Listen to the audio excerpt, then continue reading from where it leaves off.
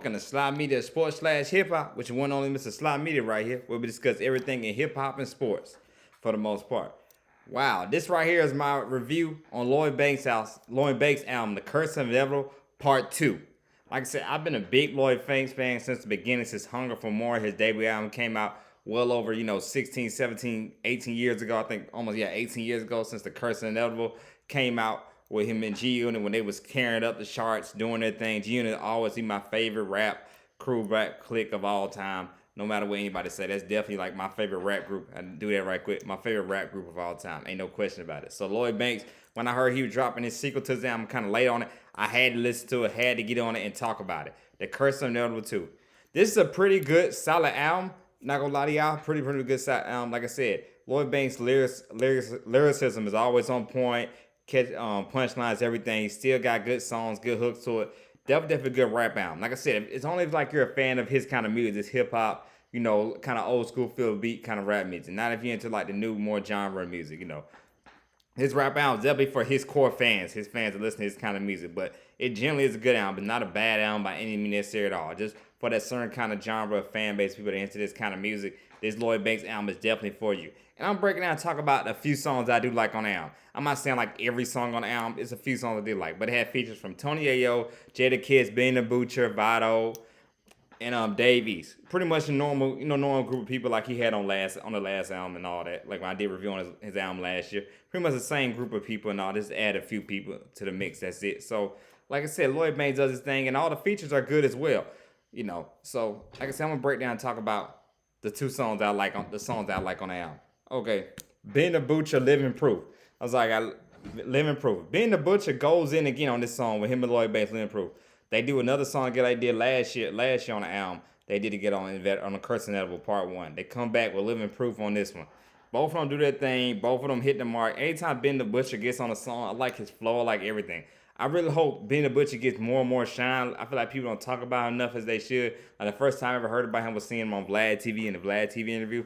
But I feel like people don't talk about him enough, Ben the Butcher. So he's good on this album. Like I said, I feel like I need to hear more about Ben the Butcher. Maybe y'all come out in the comment section. Maybe I'm missing something. But I don't hear a lot of Ben the Butcher out. So I'm wondering what's up with that. What's going on with that? Well, I don't hear a lot of Ben the Butcher. So, definitely need to see more Ben the Butcher. Definitely. For sure. And the next album on here is Power Stirring with him and Jadakiss. Wow. Jadakiss, once again, I got to talk about this with Jadakiss. Jadakiss is definitely to me one of the most underrated lyricists of all time. People saw in the versus battle with him and Dipset how much of a good lyricist, how much of a good artist he is.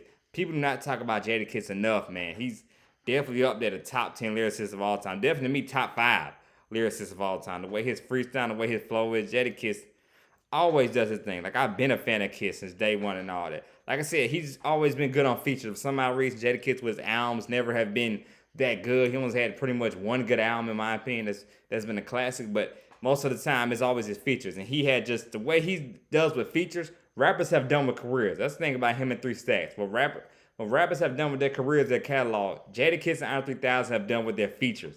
So, man, like when it comes to features, ain't nobody better. Jadakiss up there with the best when it comes to features.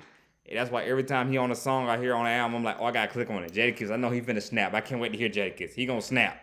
So, once again, he kills it. You know what I'm saying? He kills it on the song Power Stirring. So Jadakiss does his thing. Lloyd Banks does his thing too as well. Like I said, Lloyd Banks doesn't disappoint all his album, but Jadakiss does the same thing as well. So man, like this is definitely a good one. The next one is called Dead Roses. It's just Lloyd Banks by himself. So Dead Roses are definitely a good, powerful song. Lloyd Banks talks about a lot of people don't get a lot of love shown till they're dead. That happens to a lot of artists, that were good, that were big. If you don't know how good they are till they die and everything like that. So we hear about that with a lot of artists. A lot of people say that with Nipsey Hussle. Like Nipsey Hussle didn't get big or get known more, so till he died and all. Like I said, I admit I wasn't a big Nipsey Hussle fan myself like that. He liked some of his music, but I wasn't a big Nipsey fan like that myself. I know more and more he started growing more fans and everything like that once he died and everything like that. But Lloyd Banks just not talks about Nipsey, but talks about artists and period, about everybody. You don't become big till you on the big complex, or the magazine artist till you dead or anything like that.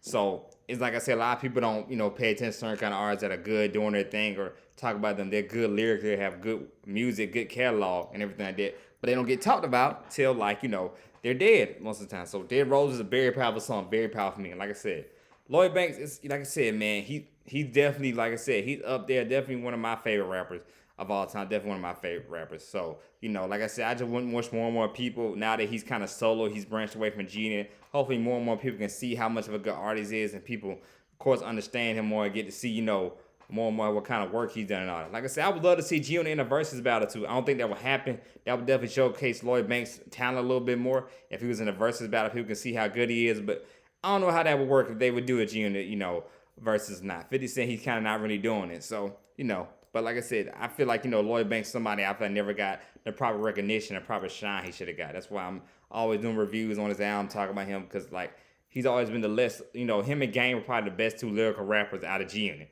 and all that when they had the 5 Core 50 Game, Buck, and Banks and Game. So Game and Banks were definitely the most lyrical ones out the group. So, definitely. So next is another song I like. Oh my, Don't Switch with Young Banks and Tony Ayo. The G Unit collabo reunion. Mini G Unit collabo reunion, you might as well say, with Lloyd Banks and Tony Ayo. Don't Switch. Wow, and Tony Ayo snaps on this. It's probably Tony Ayo's hardest verse since he did the Game album, the documentary album called Running. If you haven't listened to this song on the Game album, the documentary, which is a classic album in itself, that's one of Tony Ayo's hardest verses, Running. This verse on Don't Switch Up ain't harder than that, but it's close to it. That's probably the hardest Yayo verse I heard in a minute. So since then, so yeah, like definitely Yayo snaps on this junk and all that with him and Banks, like a mini kind of GM reunion. The two fellow G-Unit collaborators collaborate on this song, Don't Switch, and they both go in. But Yayo snaps on this boy and all that. Kind of like the first rap I heard use kind of Will Smith and Chris Rock situation and all that in a song and all that. But he kills it in his own way. He don't force it and all that. He kills it. It flows nice and everything. But like I said, if you haven't heard Running, hear Running with Game and Tony Ayo. That's like one of the hardest verses Tony Ayo's ever spit, ever. And all that. I almost think he didn't even write that verse, how hard that verse was on it. Even when Game ditched it back when he ditched him back in the day, he even said, the only hard verse you had on Ayo was on my song and all that and everything. But yeah. But all in all, like I said, that's one of the reasons why I say documentary is still one of my top 10, top 15 favorite rap albums of all time, the Game's documentary album. That's why I'm still a fan of Game to this day, because that's still like a top 10 favorite rap of all time, the favorite rap album of all time, the documentary and all that. Because like it had a hard verse from Yayo. Yayo's known most as the hype man and all that. But that verse right there, he killed it. He snapped on that verse, Running. No lie about this. And Don't Switch Up, he kills it with this, like and all that. When he's with his junior collaborators most of the time, when Yayo gets on one of their songs, he kills it. He snaps. So Don't Switch is definitely like, man, definitely a good song. Definitely a good song on the album. So last but certainly not least, the very, very last song on the album, On My Way, which ends it off very, very perfectly and all that with Lloyd Banks, storytelling on this album. Like I said, from start to finish, this album has you zoned in, tuned in. You don't want to skip or anything like that. But these are, like I said, those are the main songs I point out of this album. In My Way is definitely a good one. Just ends it off. Good flow, nice feel for that song right there, On My Way. So, like I said, very, very, very good album, man. Like I said, Lloyd Banks does it again. The lyricism, everything like that, the lyricism, everything, all that he has on his album, on point and everything. Like I said, if you haven't checked out the Curse and Nettle Part 2, please check it out. If you're a fan of Lloyd Banks music and you're a fan of that old school kind of New York flow type rap music, this album, Curse and Nettle 2, is definitely for you with Lloyd Banks. Like, start to finish, this whole album is, no skips on. I mean, not necessarily. You can't skip, but like I said, like you have to listen to it start to finish to make understand more of the feel of, I guess, to get the feel and the energy of the album. Once after you listen to it from start to finish the first time, you can grab out songs you like and you listen to and all that. Grab out verses, like I said, that I liked on the album and everything like that. Like I said, Lloyd Banks does his thing. No heavy features on the album, just enough features. And like two of the songs, like I said, I liked on the album, My Way and Dead Roses are both songs by himself solo, which he does his thing and does well on it. So, like I said, I've been a fan of Banks since the beginning, so like I said, I always gotta do review or talks about anything with him or anybody else in the G-Unit camp and all that. That's why I also on Slime Media as well. I do my reviews on all the Power TV shows because I'm a big fan of 50 Cent. So, like I said, this is a good album. Check it out. Definitely solid album. I get this album a 7 out of 10. If you haven't checked it out, please check out the Curse and Edible 2. Like I said, it's a Slime Media Sports / Hip Hop, which one on Mr. Slime Media right here. Stay tuned. I know somebody in the comments want me to do a review on Mozzie album. I got to check it out, Mozzie album, because I did like him so much on CMG. I'll check it out, try to do a review on that on Mozzie and anything else big in music and sports. Not anything really has really come big in sports right now. Just I know about Draymond Green says he wants a max contract, so seems like that Warriors dynasty might be getting ready to end or something like that because always money's involved. That's all. Everything ends with always money involved. With the Legion of Boom, the Bulls, all that money's always the reason why everybody splits apart and everything like that. But anything else big news in sports and hip hop, I definitely will update y'all and say something about if it's really something big. Not like I ain't doing on the Baker Mayfield stuff or anything like that because that was really all that big. Because I don't think Baker Mayfield and the Panthers gonna do something because they got their own problems and all that. I don't think even like their coach they got. So, you know.